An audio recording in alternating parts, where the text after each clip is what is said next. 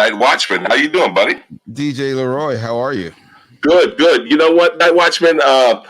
We're going to be having some serious stuff happening next year when we have this, I guess, new round coming up with, let's say, the new administration coming on board January 1st. Mm-hmm. And one of the things that they're actually going to be looking at is going to be education, like particularly the chancellorship for the New York City public school system here in New York City. Mm-hmm. You know what? We should really have a little conversation with some of the educators. What do you think? Let's do that. Okay. You know, one of these guys is funny enough. His son went to school with me, and you know what school I went to, Night Watchman. Is that correct? I know. I know. You're part of this, what they call the Stuyvesant Mafia. Exactly. Behind the scenes, they rule New York City from the shadows. We know. Yes, indeed. Well, one of the guys who actually had my guy participate in that, Alex Kent, is none other than his father, Saul. So you know what? Let's bring him out here. Hey, Saul, how you doing, buddy? I'm fine. Good. To be here and speaking with you. Well, thank you. And you know what? Saul, he was born in 1931 in Brooklyn. BK in the house. All and he attended New York City Public Schools, PS 16, PS 191, and Thomas Jefferson High School in East New York. He graduated from Brooklyn College with a BA in 1952 and an MA in 53. Saul, you got to tell us the secret. How the hell did you just do your master's in just 1 year? 1 year. So, Saul, what I really want to know. I didn't write anything. I just took the oral. So it. So that was your secret. Well, you know what, Saul? Being that, like I said, certainly we can certainly say that educators never really get their just due. Saul, I want to hear about your journey. How did you become an educator here in New York City? Well, it was a different way then, and I believe a superior way. Okay. Because you had to test to get in. The test was very rigorous. If you didn't get the short answer part right, which was a general knowledge in all fields, you were out. If you got that right and your essay part where you dealt with educational theory and matter, you were out. If you got through the written, you had to go through the oral, where you were tested by two supervisors who were in education in the city and a speech professional, so that if you didn't pass with the speech person, you were out. And then you had to get both of those experts to say that you knew enough and were capable to teach. Gotcha. Yeah. And so, Saul, do tell. So initially, you actually were a teacher in the classroom, but then you evolved and you became part of the administration. So tell us about that journey too. All right. The unfortunate thing in education for a teacher is that if you really want to get a raise, you have to stop teaching and become an administrator. And an administrator, though there are aspects of teaching to it, an administrator is in business. All the courses are similar to business administration. Because you're running an organization when you're running a school. Well, Saul, I want to also find out this now. Yes.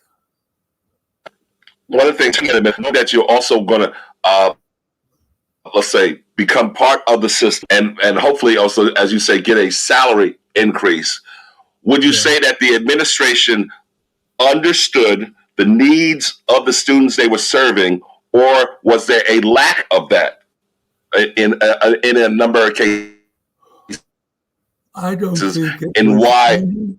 sometimes the how should I say? I No, don't think tell it's me. any Do tell. different then than it is now. Uh, the professionals are very good at selling what they know people want to hear. It doesn't mean that they're doing anything that is important. And it's the Mm, same in every field. You have uh, the quarter at the top, you have the quarter at the bottom, and you have most of us in the middle. And yeah. right. And once, I mean, I was teaching in junior high school. Uh, the most brilliant students in most of my classes in this junior high in Brooklyn, which had the highest achievement rate in the city. Mm, okay. And Okay. these children had to be having IQs above 135, 2 years advanced in math and in reading to be in this class. So you think, oh, I have all geniuses.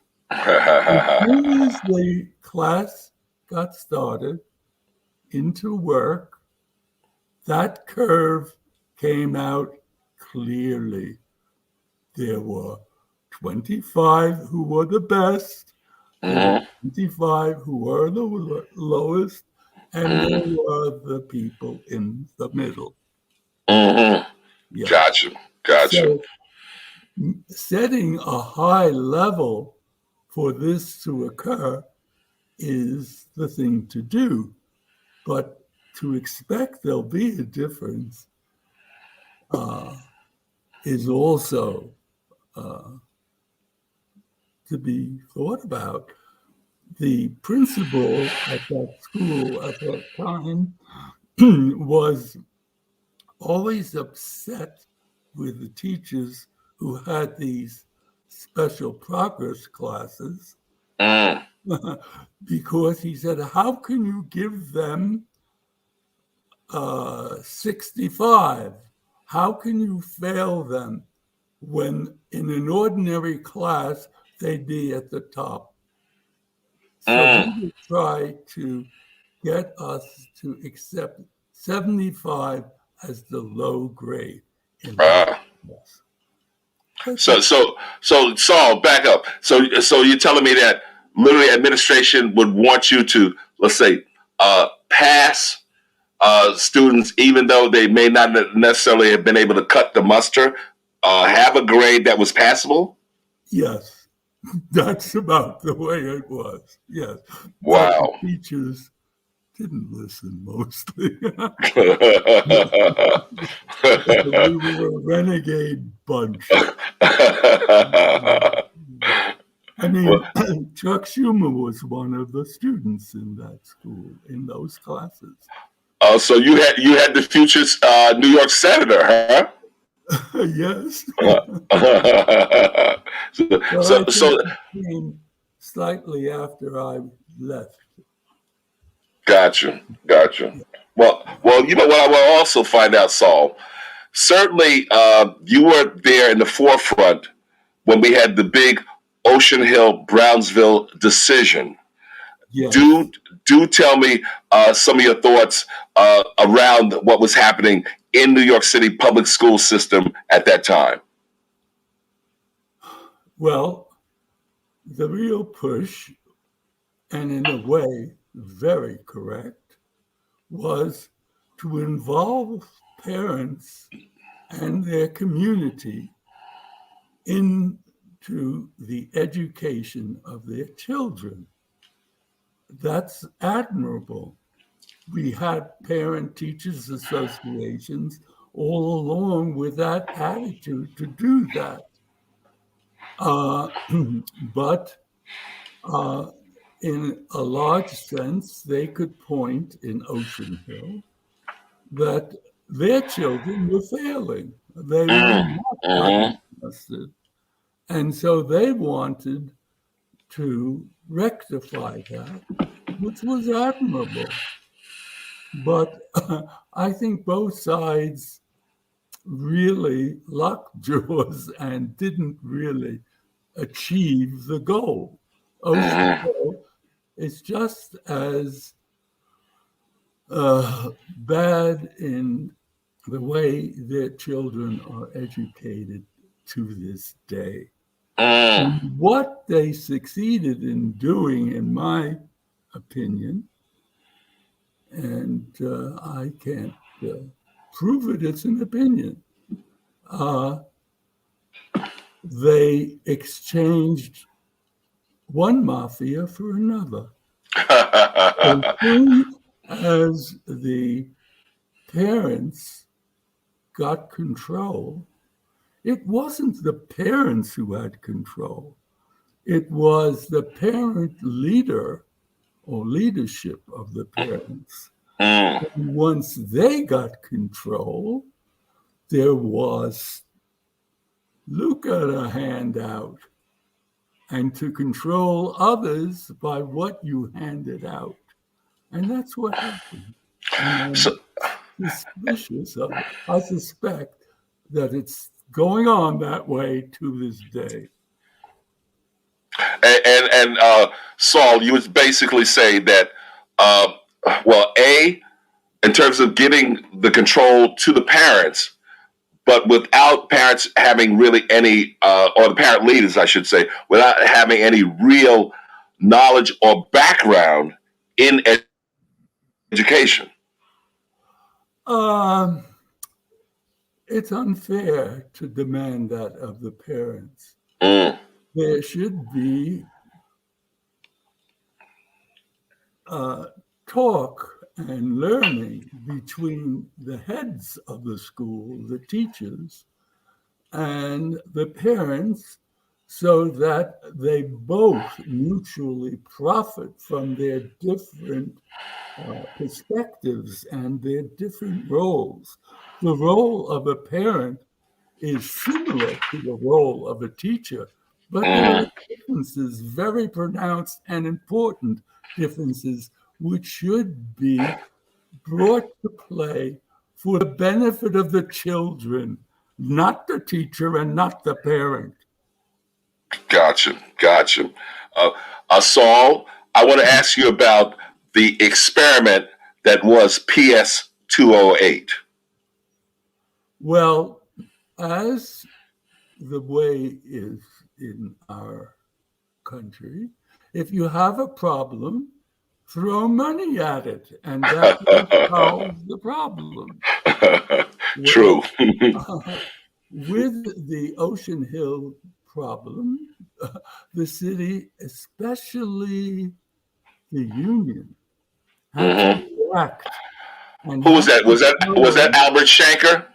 Was that Albert Shanker at the time? Oh, yes. Okay. Yes.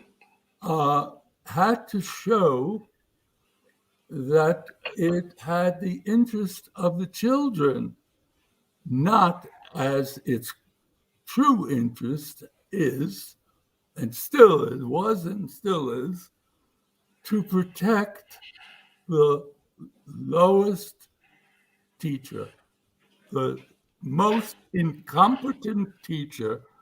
The union protects that person. The police union, all the unions have to do that, unfortunately. Tremendous good for all. I was happy to be a member, very happy. And in retirement, I am still a member of the supervisors union.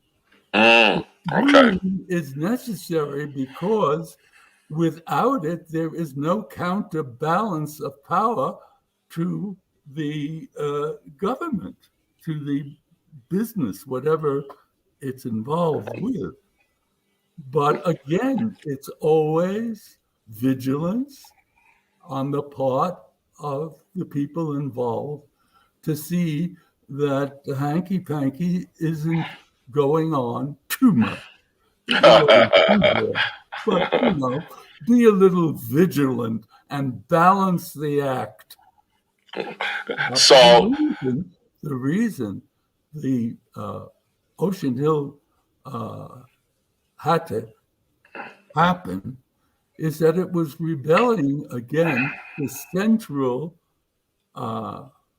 system in education in the city. That central system was put in the beginning of the 1900s to prevent, to give exactly what the parents wanted, to keep any one group from hogging and etc. And Saul, do tell, at one time when you took over 208, it was basically a failing school. Very. But you implemented some policies that definitely showed a sharp increase in terms of test achievements. Tell me about that. Well, when I took over, the school was in the 13th percentile in the testing, which is really nothing. And Right. when I left, it was in the 16th percentile, which seems like more nothing. It was dreadfully difficult to get that much. And we got that after the money dried up from the experiment. Okay. It wasn't the money. And frankly, with the real problem with any group of children who are failing like that is their lack of experience, their vocabulary. Vocabulary indicates what they have seen of the world and understand of it. And without that vocabulary, they can't really read. They don't want to. It's too difficult and doesn't answer their need.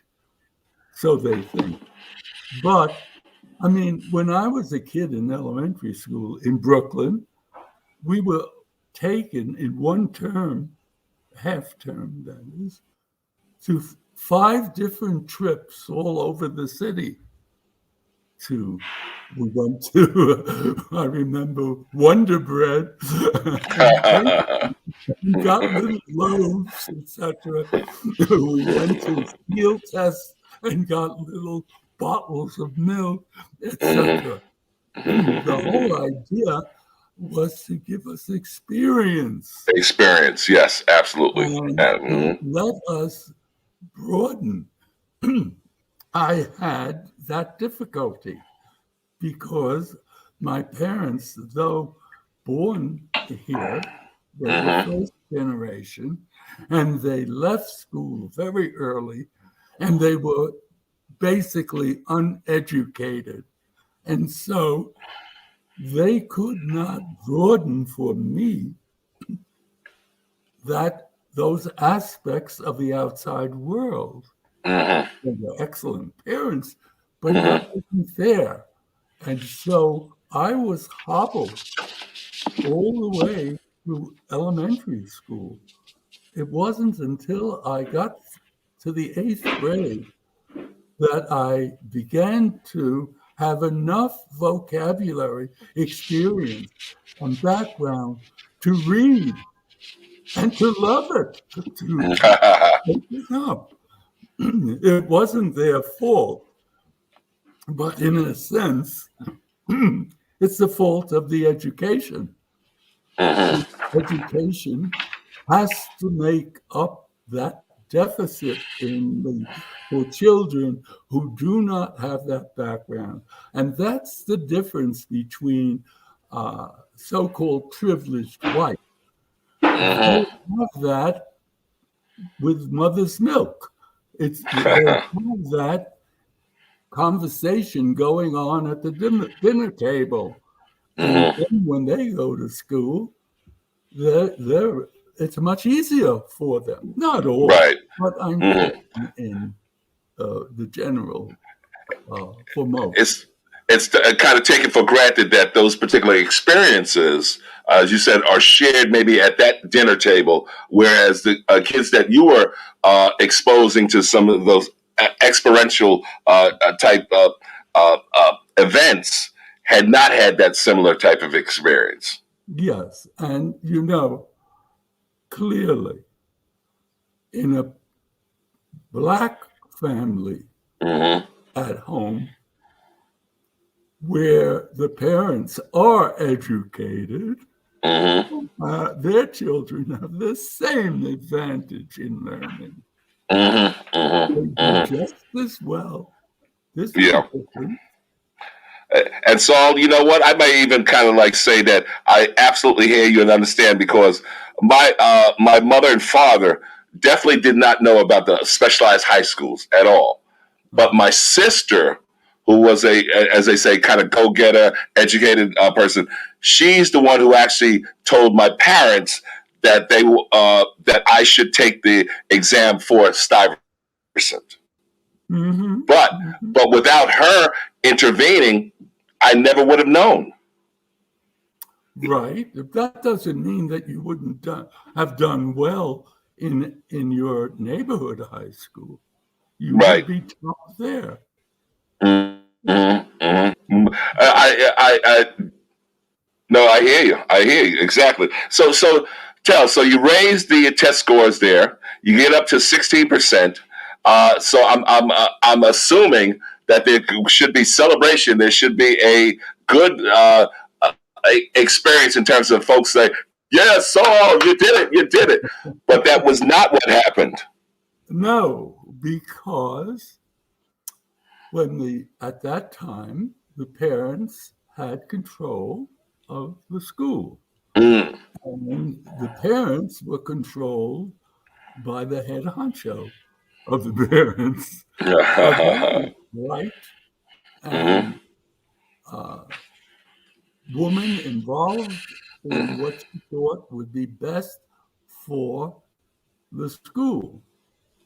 And she had no difficulty in recognizing my abilities and what I was doing.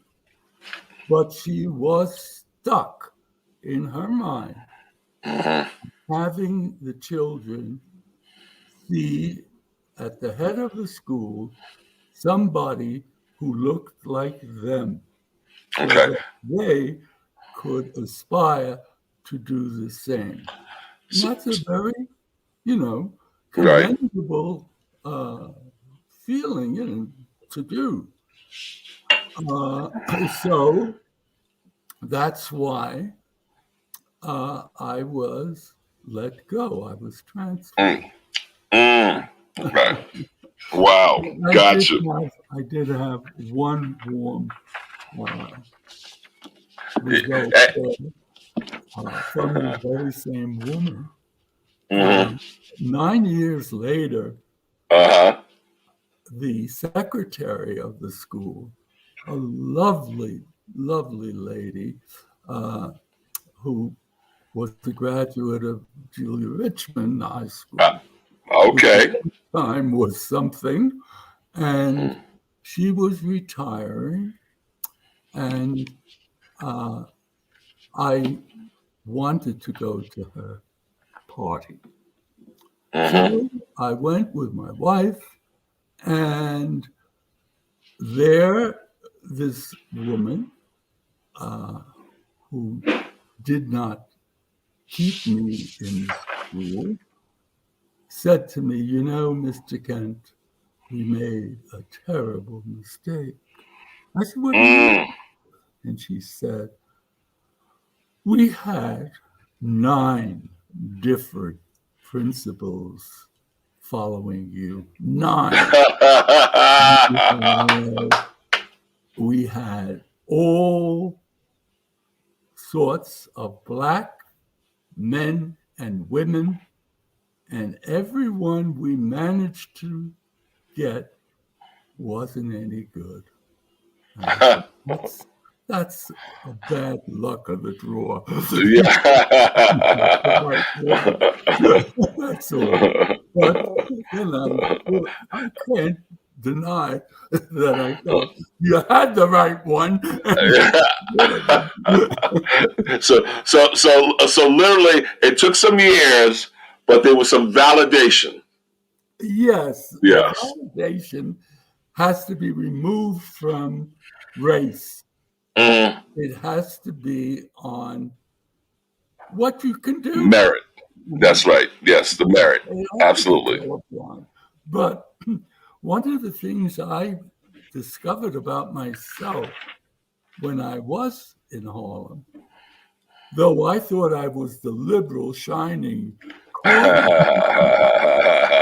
I was prejudiced without realizing my prejudice.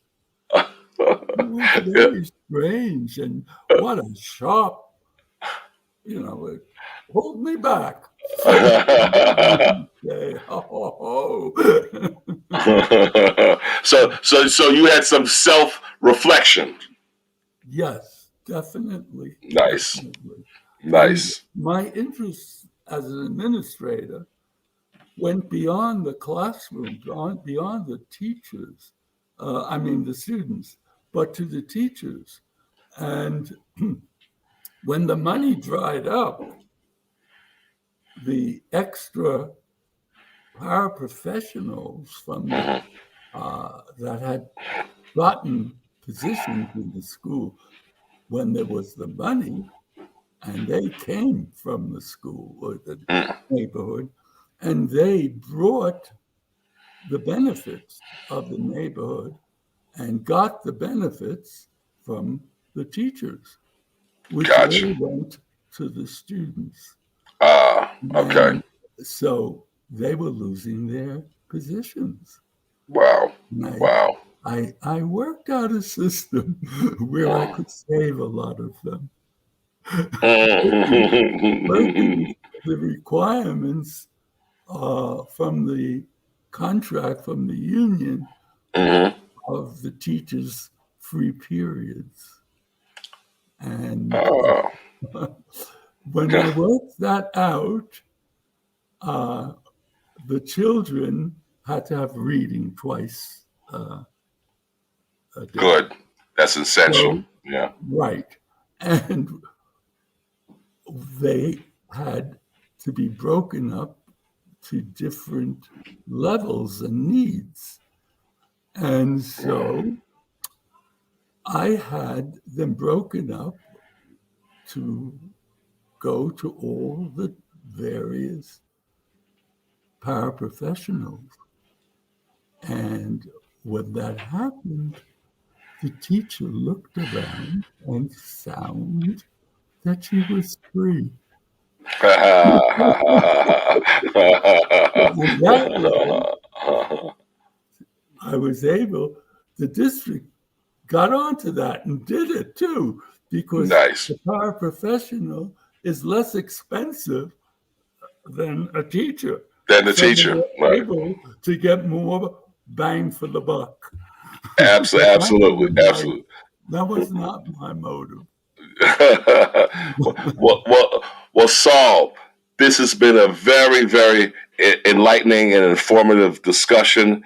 We're going to have to wrap it up, but I want you to give me some parting remarks. Now, you retired more than 30-something years ago. Right.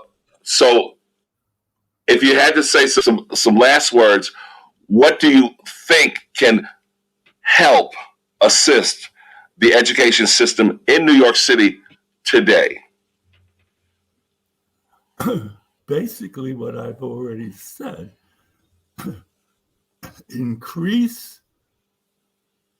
Make up for the deficit in any particular child's home so that that child is enriched enough to learn. If the child, and another very important thing, self-image. If the child believes he's less than full class, he's angry.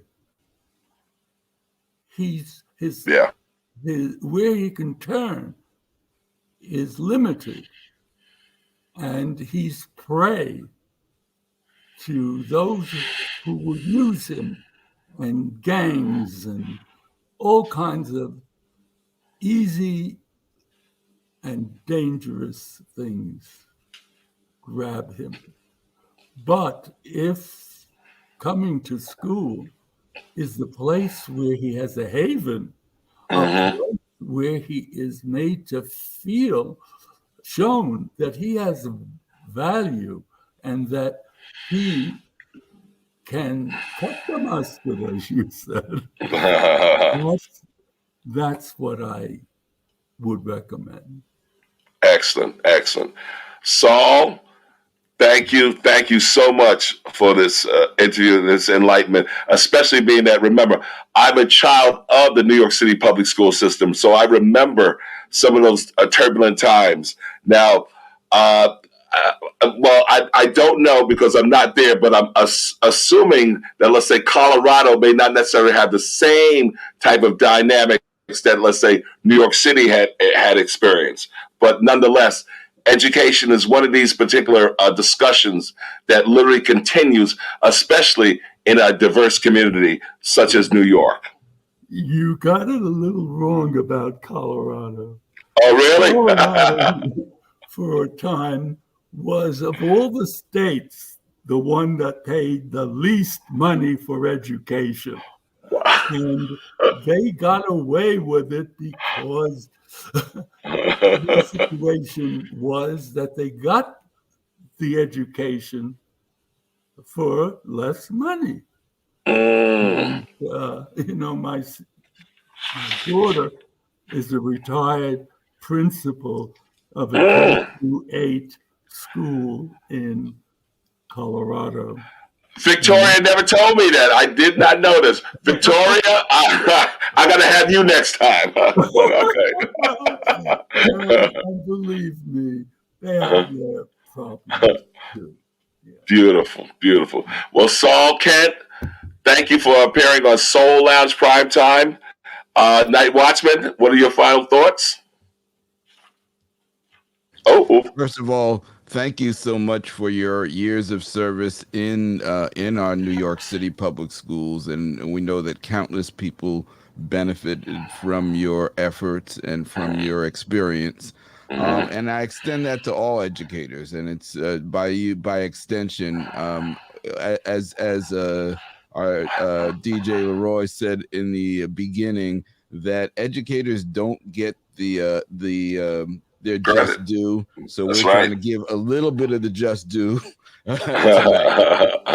So Exactly. You've been listening to Soul Lounge Primetime. We air on WHCR 90.3 FM in New York and on WHCR.org at 7 o'clock on Monday nights.